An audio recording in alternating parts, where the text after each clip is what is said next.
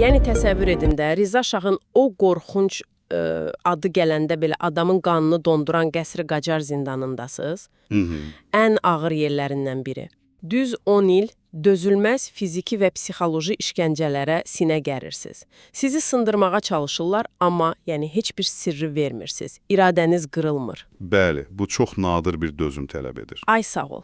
Və oradan sağ çıxıb Cənubi Azərbaycanda böyük bir xalq inqilabına rəhbərlik edirsiniz.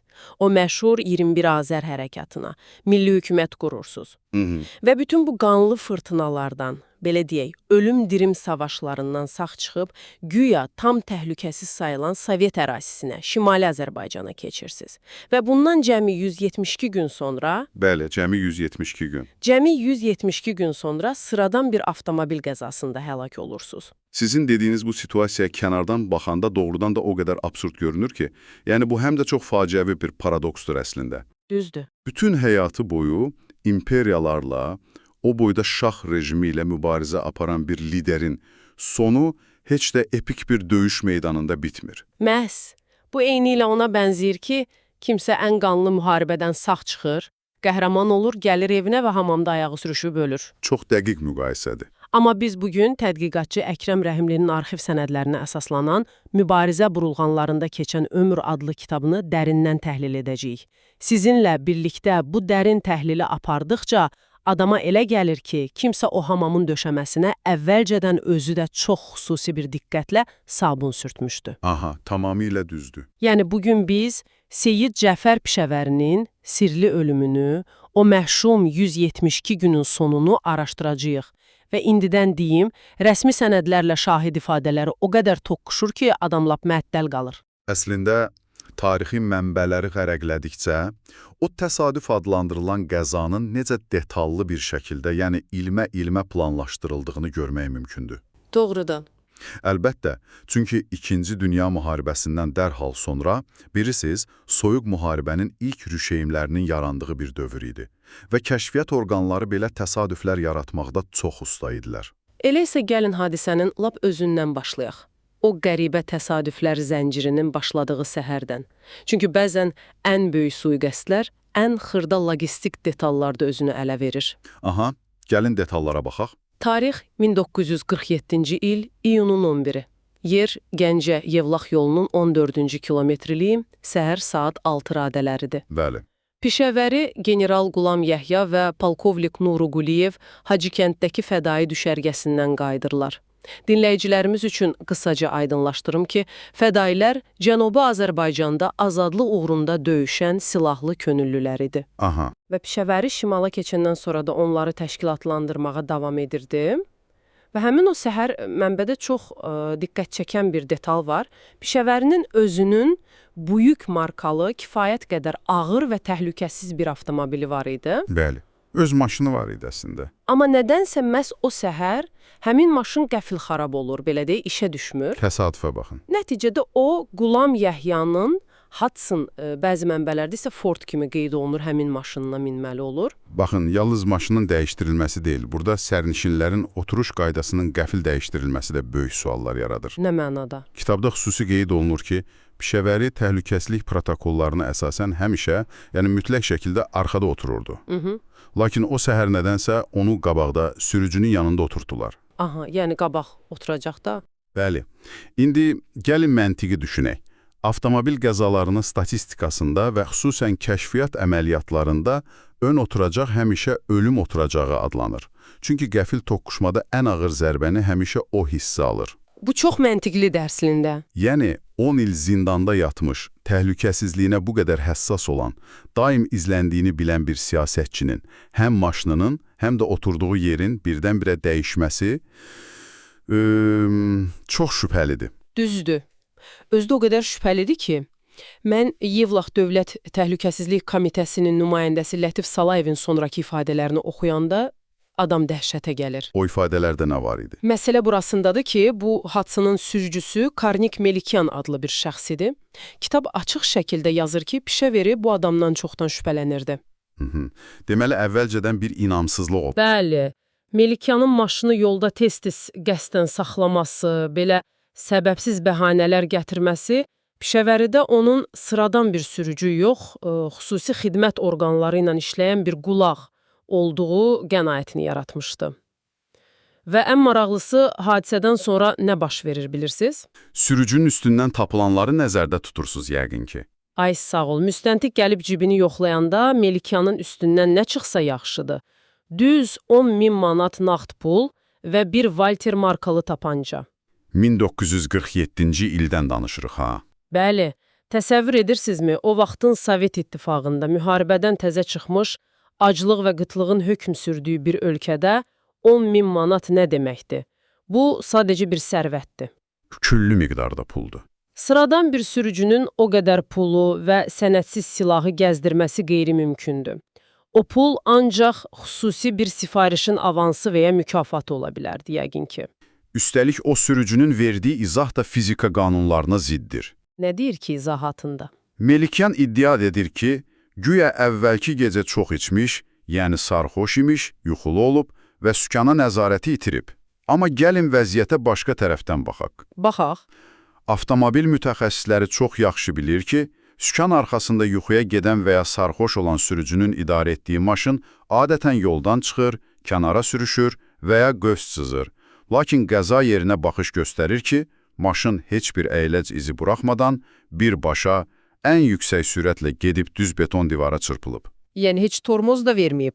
Xeyr, sanki xüsusi bir trayektoriya seçilmişdi və zərbə maksimum dağıdıcı olmalıydı.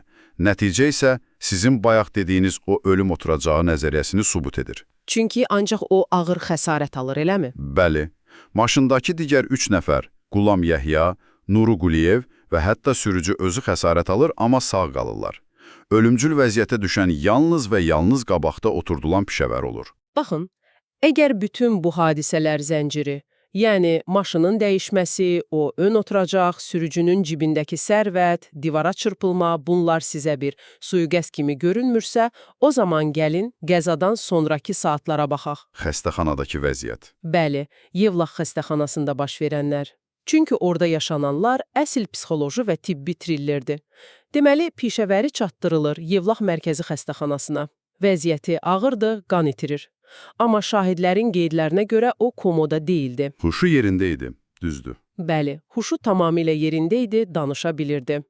Gəncədən və Qarabağdan dərhal yerli çox peşəkar cərrahlar xəstəxanaya gəlir. Amma xəstəxananın qapıları bağlanır. Bu çox dəhşətli məqamdır. Yerli həkimlərə əməliyyat otağına girməyə, qanaxmanı dayandırmağa sadəcə olaraq icazə verilmir. Deyirlər ki, yox, Bakıdan xüsusi həkim briqadası və dövlət nümayəndəsi gəlməlidir. Yalnız onlar toxuna bilər. Bakıdan gələn o məşhur təyyarə isə düz 5-6 saat gecikir. Və bu nöqtədə mənbənin ortaya qoyduğu daha bir dəhşətli detal var. Pişəvərinin doğma qardaşı Mir Səlim elə o dövrdə Bakıda çox məşhur, yəni sayılıb seçilən cərrahlardan biri idi. Təsəvvür edirsiniz, öz qardaşı cərrahdır. Bəli. Pişəvəri xəstəxanada huşu başındaykən ətrafdakılardan xahiş edir ki, qardaşına xəbər versinlər, o gəlib əməliyyat etsin. Amma heç kim qardaşına zamanında xəbər vermir. Onun Yevlaxa gəlib qardaşının həyatını xilas etməsinə ümumiyyətlə imkan yaradılmır. Bilirsiniz, mən burada bir anlıq şeytanın vəkili rolunda çıxış etmək istəyirəm. Buyurun, buyurun. Çünki biz tarixdən danışanda bəzən hər şeyi bir komplo nəzəriyyəsi kimi görməyə meyilli oluruq. Biz axı Sovet bürokratiyasında yaxşı tanıyırıq. Çox mürəkkəb, belə məsuliyyəti bir-birinin üstünə atan axmaq bir sistemidir. O da var, düzdür. Bəlkə yüksək rütbəli siyasi xadimlərə, yalnız mərkəzi komitənin təsdiqlədiyi həkimlərin toxunması sadəcə qatı bir protokol idi. Yəni, yerli məmurlar qorxudan əməliyyat etmirdi ki, birdən masada ölər, Moskva məni güllələyər. Bəlkə bu qəsd deyil, elə sadəcə qorxu və sistemin ölümcül ləngliyi idi. Sizin bu argumentiniz tamamilə məntiqlidir əslində. Tarix doğrudan da qorxaq məmurların ləngiliyi ucbatından həyatını itirən liderlərlə doludur. Hətta Stalinin öz ölümündə belə olmuşdu axı. Ay sağ ol, elə mən də onu deyəcəkdim. Stalinin ölümündə də oxşar bürokratik ləngimə olmuşdu. Amma Əkrəm Rəhimlinin kitabındakı faktları incələdikdə bu bürokratiya nəzəriyyəsi darmadağan olur. Niyə? Çünki problem yalnız həkimin kim olması deyildi, əsas məqsəd pişəvərinin tam informasiya blokadasına alınması idi. Yəni tam təcrid edilməsi. İnformasiya blokadası deyərkən nəyi nəzərdə tutursunuz tam olaraq? Baxın, hadisə yerindən cəmi 70 kilometr aralıda Gəncədə Pişəvərinin 20 yaşlı oğlu Daryuş yaşayırdı. Bürokratik protokol həkimlərə aid ola bilər, bəs ailə üzvlərinə? Düzdür, oğlu nədən gələ bilməzdi ki? Yerli orqanlar Daryuşun atasının yanına, xəstəxana palatasına buraxılmasına qəti şəkildə qadağa qoyurlar. Heç bir rəsmi sənəddə oğul can verən atası ilə vidalaşa bilməz deyə bir qayda yox idi. Yəni oğlunu da buraxmırlar. Yəni, niyə belə qəddar davrandılar? Çünki Pişəvərinin 24 saata yaxın sağ qalması və şuurunun yerində olması sui-qəsdçilər üçün nəhəng bir riskə çevrilmişdi. Əgər Pişəvəri qardaşına və ya oğluna o səhər maşında nələr olduğunu bircə cümlə ilə pıçıldasaydı, senari pozulacaqdı. O nəyin bahasına olursa olsun danışmamalıydı. Yəni adamı palatada qan içində saxlayıb sadəcə vaxt qazanırlar ki, səsi bir dəfəlik kəsilsin. Çox qorxunc bir mənzərədir. Təsəvvür edirsinizmi? Əgər xəstəxanada yaşanan bu gecikmələr sui-qəsdi işarə edirsə, onun ölümündən dərhal sonra morqda baş verənlər bu rəsmi tamamilə təsdiqləyir. Morqdakı hadisə tamam başqa bir hekayədir onsuz da. Gəlin o səhnəni gözümüzün önündə canlandıraq. Azərbaycan Milli Hökuməti dövründə Pişəvərinin ən yaxın silahdaşlarından biri, həm də onun müavini olmuş Nüsrətullah Cahanşahlı adlı bir şəxs var. Bu adam eyni zamanda peşəkar, təcrübəli bir həkimdir. Bəli, həkim olması çox vacib detaldır. Cahanşahlı hadisədən sonra morqa cənazəni görməyə girir. Və siz əgər bir həkimsinsə, peşəkar gözlə cəsədə baxanda dərhal anomaliyaları görürsüz də təbii ki. Cahanşahlı şoka düşür, çünki Pişəvərinin bədəni qeyri-təbii şəkildə həddindən artıq şişmişdi. Və bir həkim olaraq o çox yaxşı bilirdi ki, qan itirərək ölən adamın bədəni belə şişmir. Bu, bir mənalı olaraq kimyəvi müdaxilənin, yəni zəhərlənmənin əlamətidir. Dəqiq. Özü də o bədəni müayinə edəndə görür ki, qəzaya aid edilə biləcək top-topu cəmi 2 kiçik sıyrıq var. Biri üzündə, o da çox xırda, digəri isə boynunda. Bəli, ağır yara olmayıb əslində. Cahanşahlı otaqdakılara etiraz edir. Deyir ki, axı bu cür kiçik cızıqlar adamı öldürməz. Və elə bu anda otaqda olan general Atakişyev dərhal irəli atılır, həkimin sözünü ağzında qoyur. Və çox qəribə bir cümlə işlədir orada.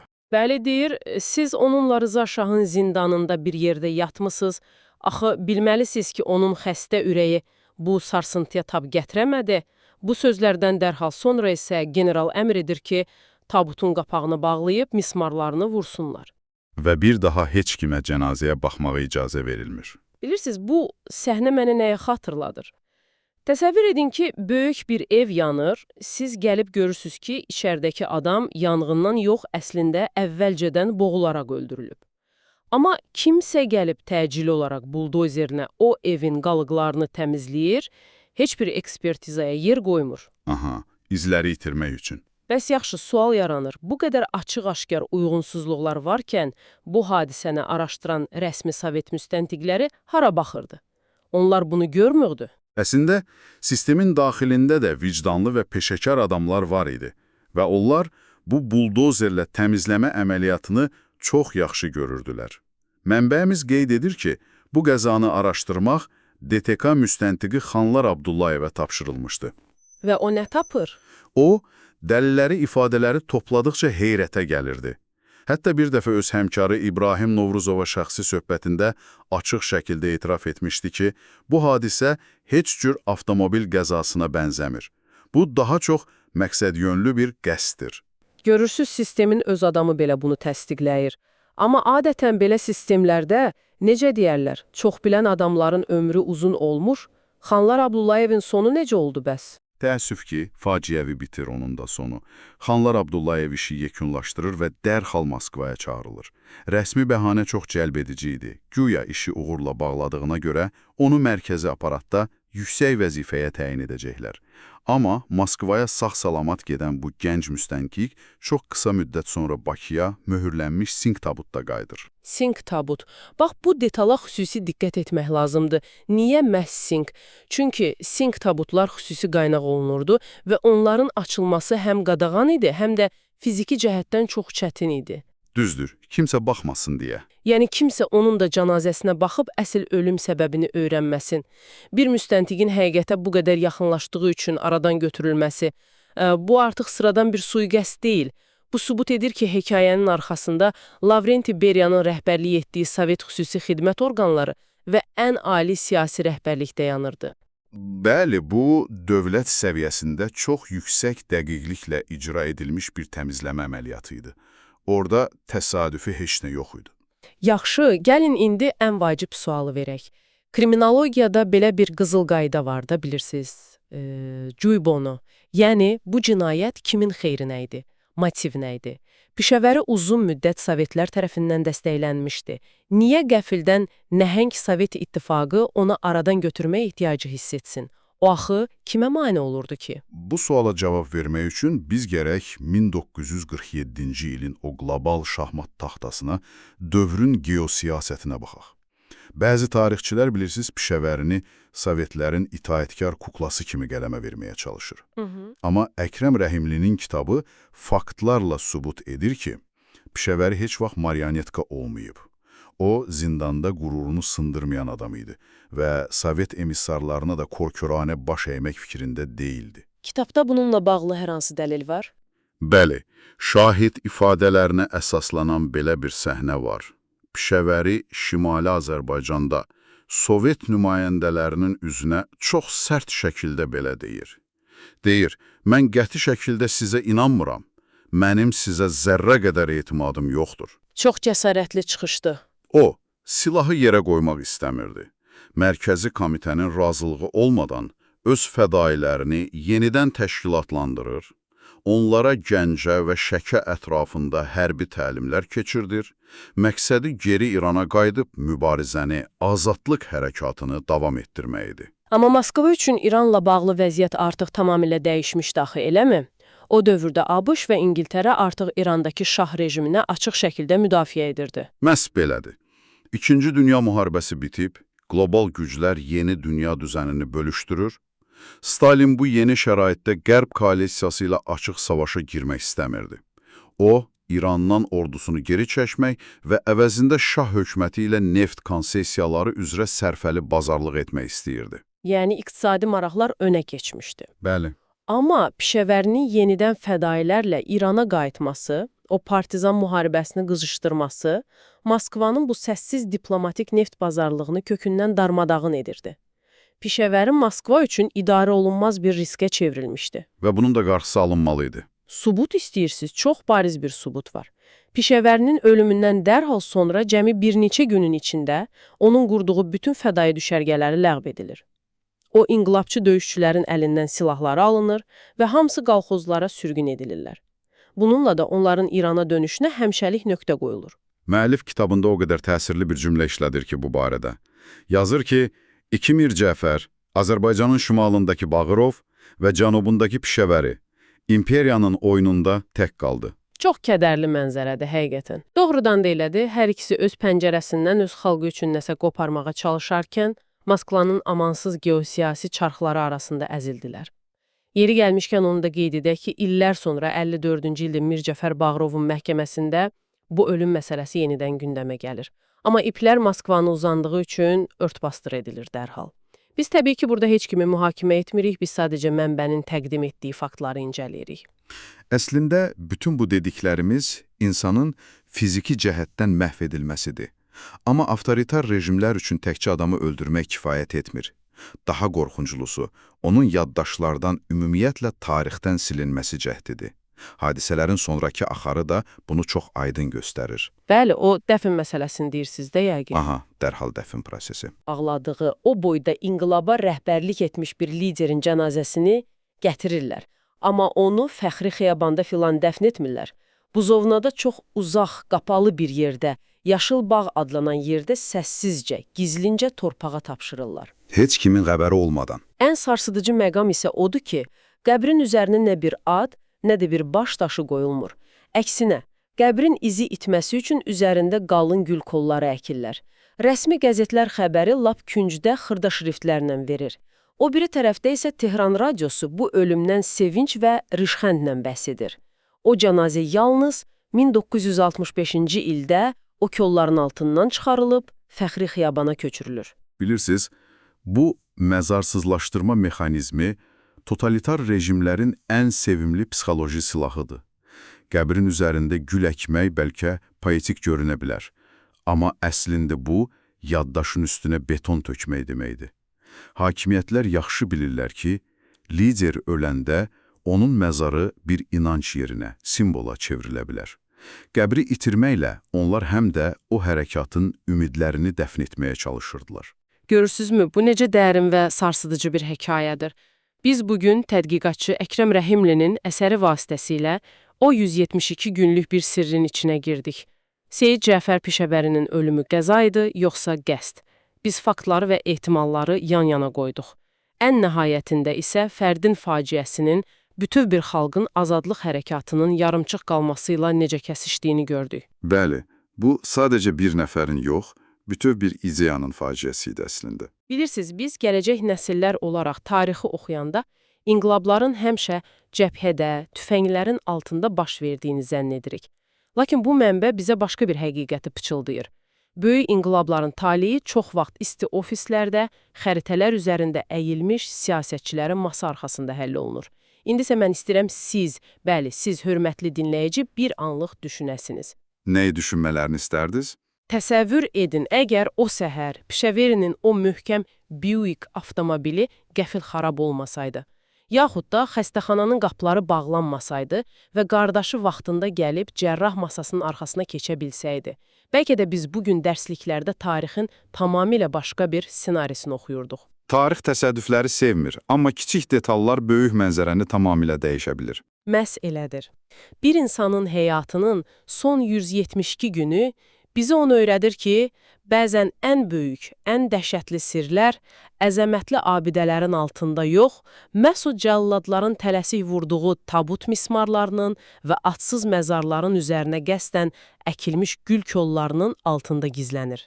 Amma zaman elə bir şeydir ki, gec-tez o mismarları söküb, o kolları qoparıb, həqiqəti gün işığına çıxarmağı bacarır. Bu barədə bir düşünün. Növbəti dərin təhlilində görüşənədək.